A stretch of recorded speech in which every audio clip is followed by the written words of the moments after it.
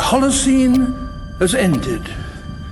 What we do now, and in the next few years, will profoundly affect the next few thousand years. The only conditions modern humans have ever known so far are changing, and changing fast.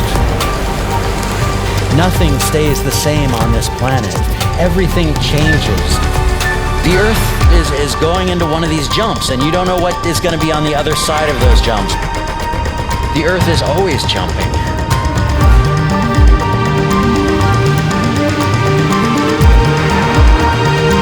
Things move on this planet. Things are not still. Everything is turning.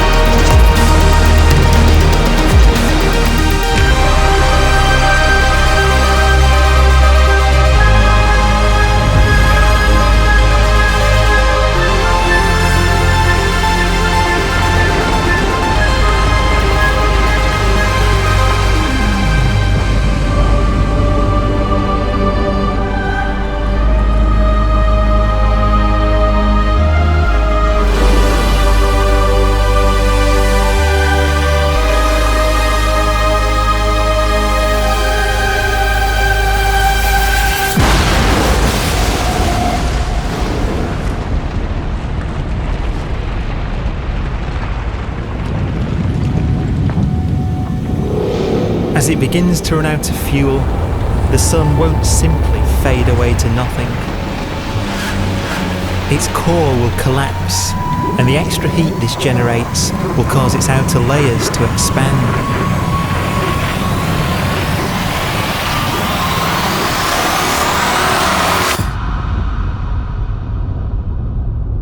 The sun is now dead. Its remains slowly cooling in the freezing temperatures of deep space.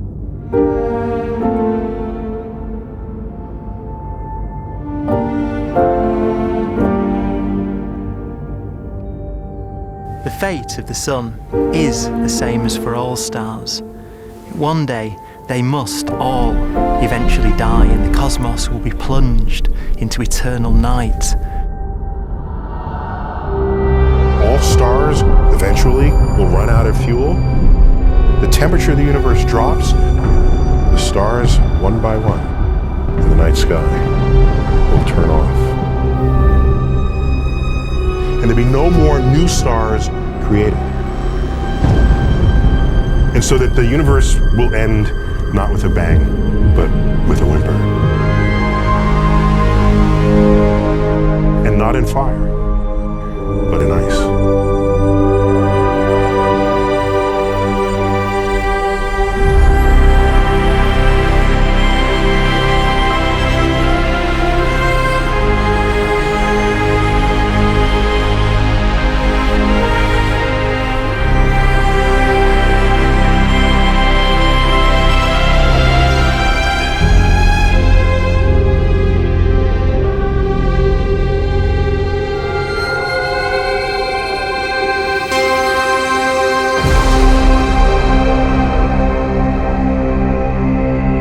With no fuel left to burn, a white dwarf's faint glow comes from the last residual heat from its extinguished furnace.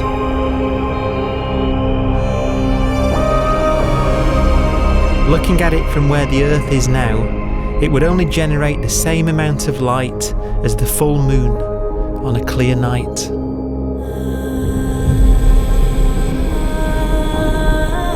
The faint glow of white dwarfs will provide the only illumination in a dark and empty void littered with dead stars and black holes.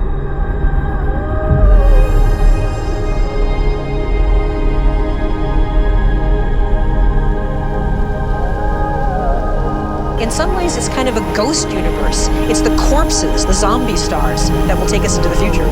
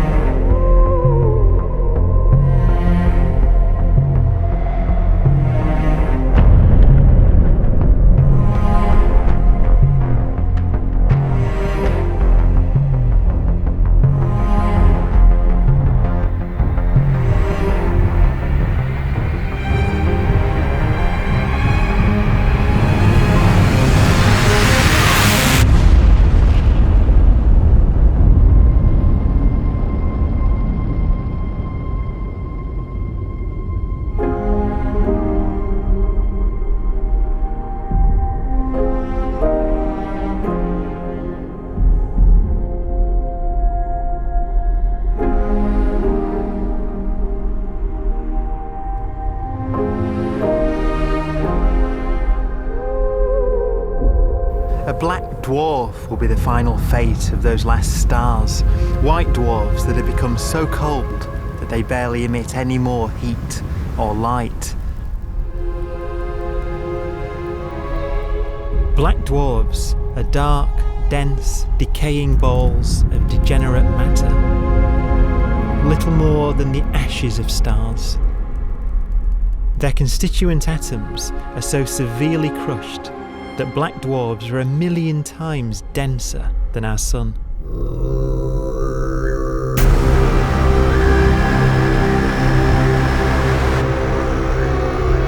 Stars take so long to reach this point, we believe there are currently no black dwarfs in the universe.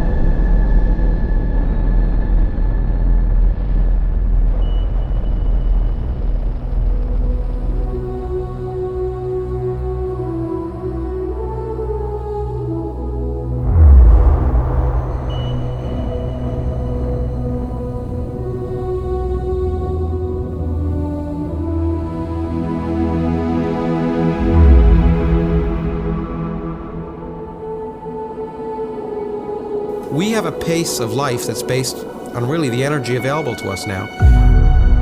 You could imagine living conscious systems which have a very different pace and therefore can extend out at least a lot farther than you'd imagine otherwise.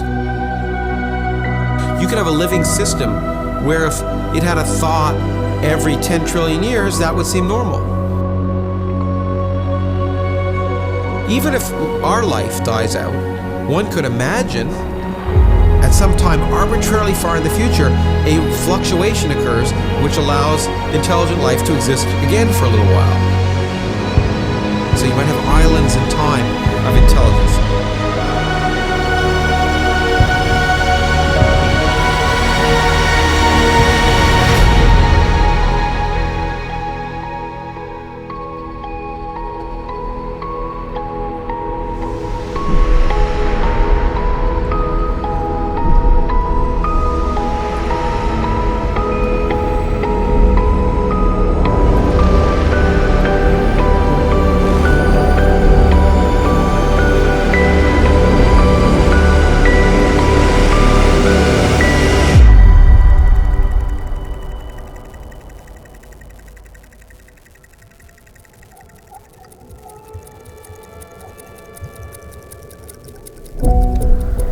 Proton, one of the fundamental building blocks of atomic matter, of what makes us up, can just spontaneously fall apart. Any material that evades the pull of a black hole eventually dies away as its protons disintegrate.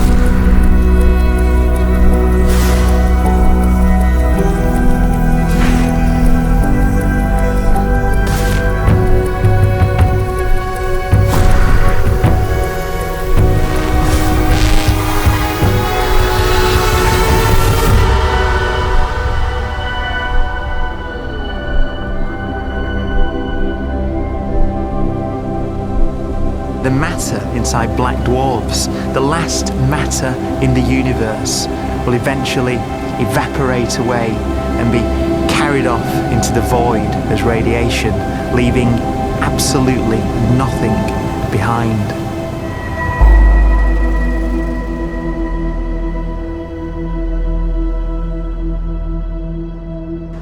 With the black dwarfs gone, there won't be a single atom of matter left.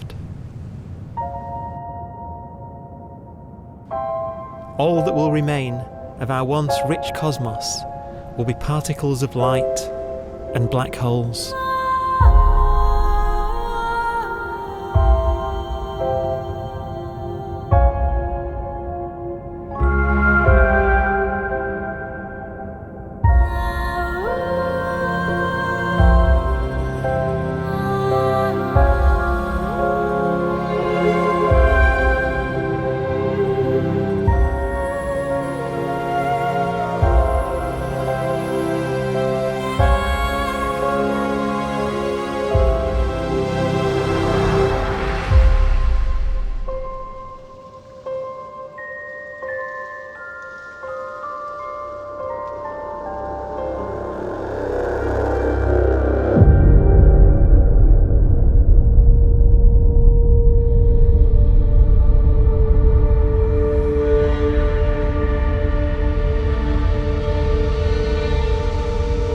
The arrow of time creates a bright window in the universe's adolescence, during which life is possible. But it's a window that doesn't stay open for long.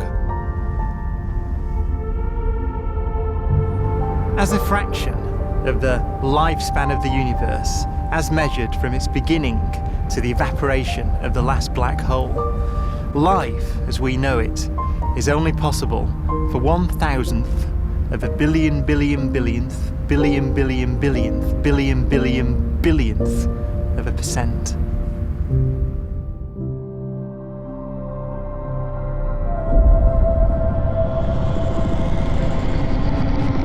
Black holes become the fundamental building block of the universe. A galaxy will basically be a supermassive black hole in a center with smaller black holes orbiting it. Zombie galaxies filled with black holes continue to evolve. They'll eat each other and they'll get bigger, and maybe they'll fall into the supermassive black hole and it'll get bigger. The universe will still be an exciting, dynamic place. It's just that the timescales you're talking about are now trillions of years instead of thousands or millions of years.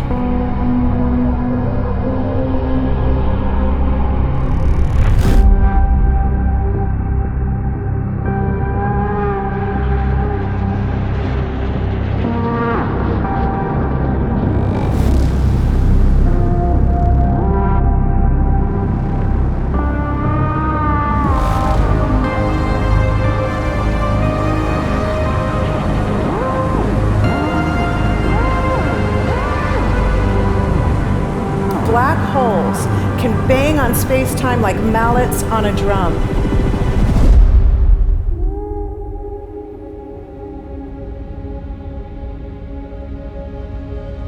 And they have a very characteristic song.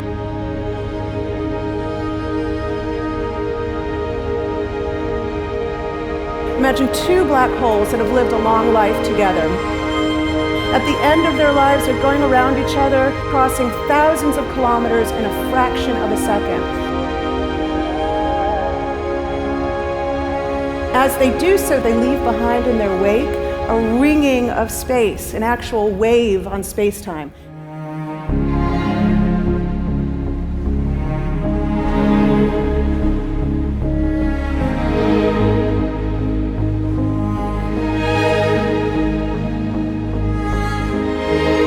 space squeezes and stretches as it emanates out from these black holes banging on the universe.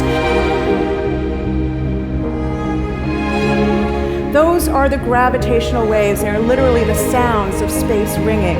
And they will travel out from these black holes at the speed of light as they ring down and coalesce to one spinning, quiet black hole.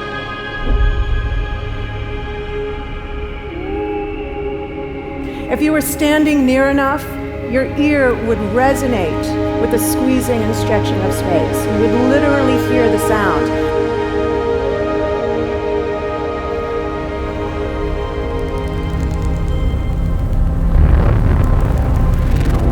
Imagine a lighter black hole falling into a very heavy black hole. The sound you're hearing is a light black hole banging on space each time it gets close.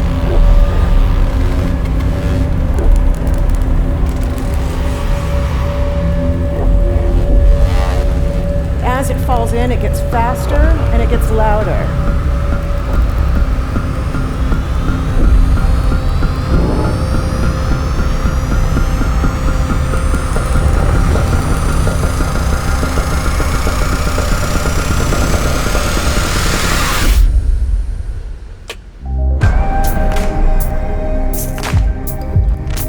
Scientists used to think black holes were immortal, but even these will one day die. Now we're talking about timescales of unimaginable length, quadrillions of years into the future. On that timescale, even the black holes begin to evaporate.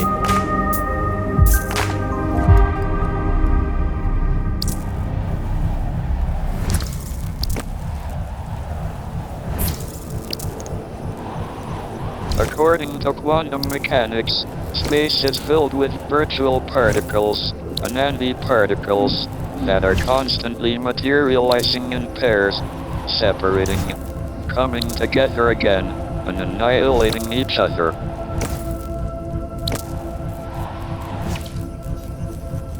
In the presence of a black hole, one member of a pair of virtual particles may fall into the hole, leaving the other member without a partner with which to annihilate. The forsaken particle appears to be radiation emitted by the black hole. And so, black holes are not eternal. They evaporate away at an increasing rate until they vanish in a gigantic explosion.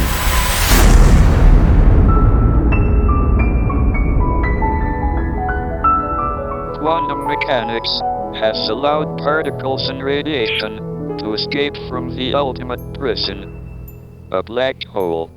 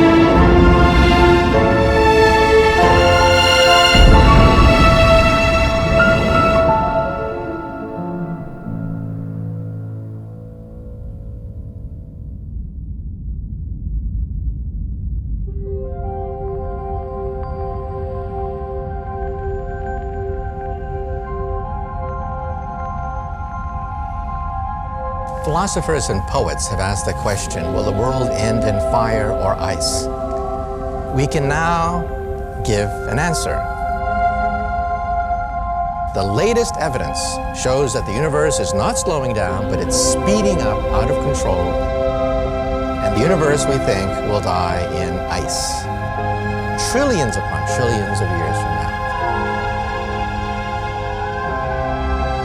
Empty space itself has energy. In every little cubic centimeter of space, whether or not there's stuff whether or not there's particles, matter, radiation, or whatever, there is still energy even in the space itself. And this energy, according to Einstein, exerts a push on the universe. What is the weird stuff that's accelerating the universe? We call it dark energy. And this stuff is the dominant stuff of the universe. Almost 3/4 of the matter-energy content of the universe is this dark energy. And we don't know what it is. Dark energy, unlike matter or radiation, does not dilute away as the universe expands. This has crucial implications for what the universe is going to do in the future. So what will be the future of the universe? Well, if the dark energy remains dominant and repulsive, the universe will expand forever.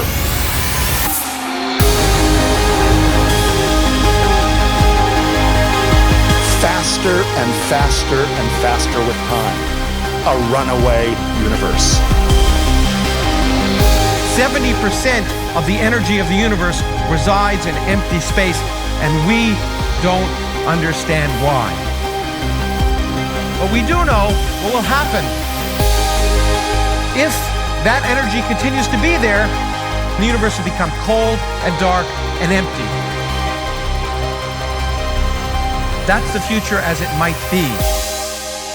We don't know because we don't yet understand the nature of dark energy. Until we do, we won't know the future. We won't even understand our own origins. And that's why we want to know and study this subject.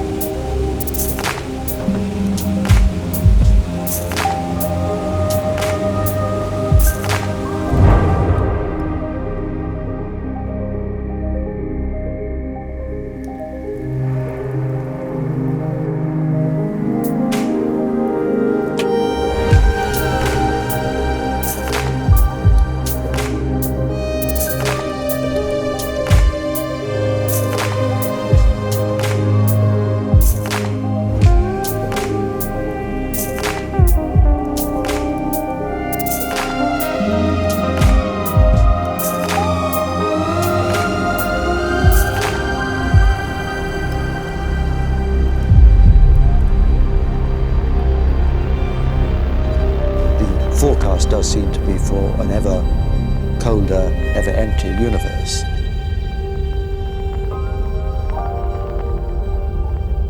But then, of course, we have to ask, could that end lead to a new beginning? And there are ideas whereby what actually is the end of our universe could in some sense be linked to the beginning of a new one.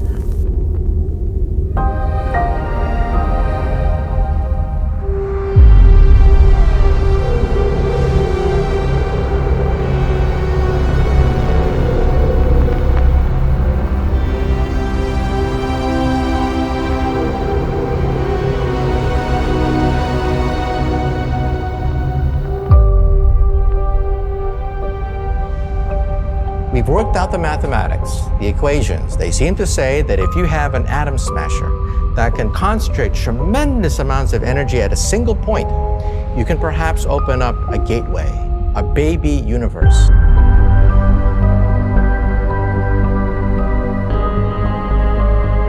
Facing the death of everything there is, this perhaps is their only possibility of escape.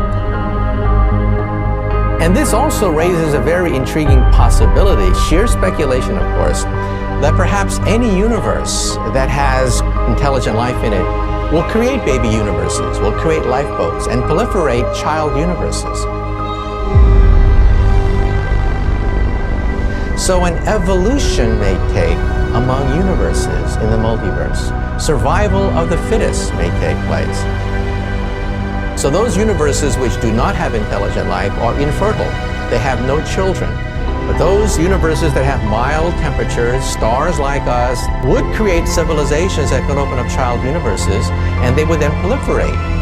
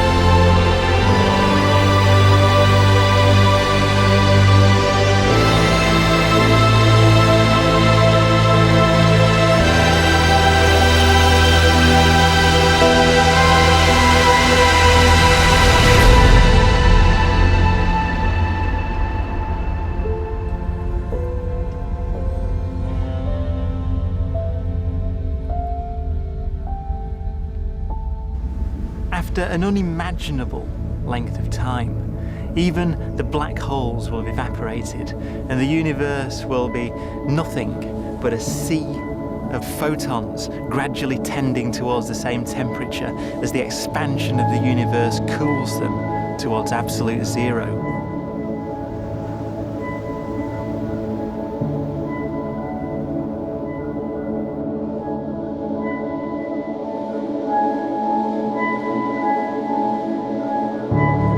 Once the very last remnants of the very last stars have finally decayed away to nothing, and everything reaches the same temperature, the story of the universe finally comes to an end. For the first time in its life, the universe will be permanent and unchanging. Entropy finally stops increasing because the cosmos cannot get any more disordered. Nothing happens, and it keeps not happening forever.